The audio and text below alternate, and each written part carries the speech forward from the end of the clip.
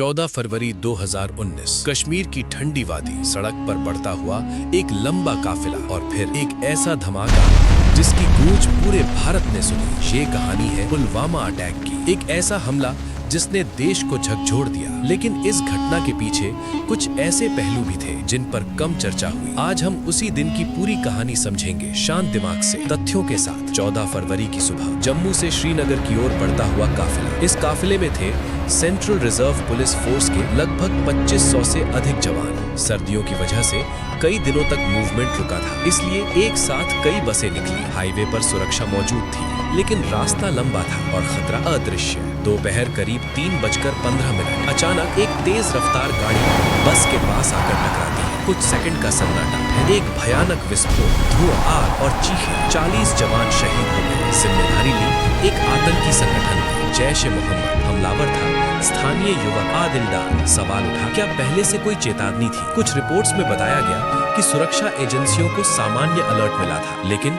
Alert सामान्य था, स्पष्ट जानकारी नहीं थी। यहाँ से बहस शुरू हुई, क्या सुरक्षा में चूक हुई या ये एक अप्रत्याशित हमला था? सच्चाई ये है, ऐसे हमलों को 100% बहुत मुश्किल होता है। कई लोगों ने पूछा, इतने सारे जवान एक साथ क्यों जा रहे थे? कारण था मौसम। लगातार बर्फबारी से हवाई सेवाएं बाधित थी। कई दिन की देरी के बाद जवानों को सड़क मार्ग से भेजा गया। ये निर्णय परिस्थितियों पर आधारित था, लेकिन आतंकियों ने उसी मौके का फायदा उठाया। हमलावर स्थानीय था, ये सवाल खड़ा हुआ।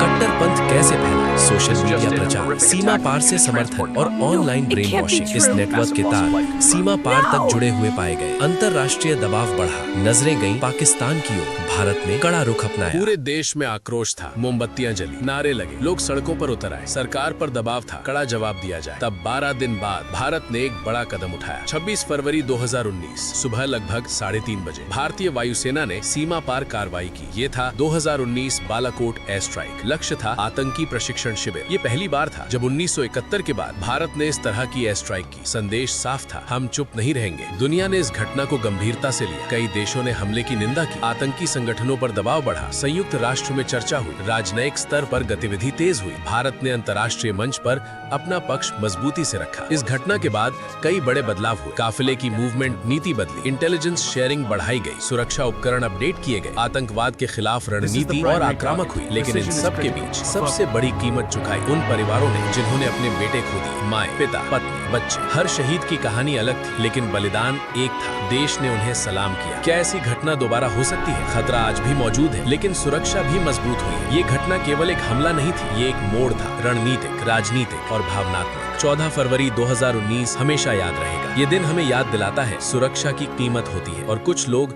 वो कीमत अपनी जान देकर चुकाते हैं। उन 40 वीरों को शत शत नमन। ये कहानी गुस्से की नहीं, ये कहानी है स्मृति की और जिम्मेदारी की, क्योंकि इतिहास को समझना जरूरी है ताकि भविष्य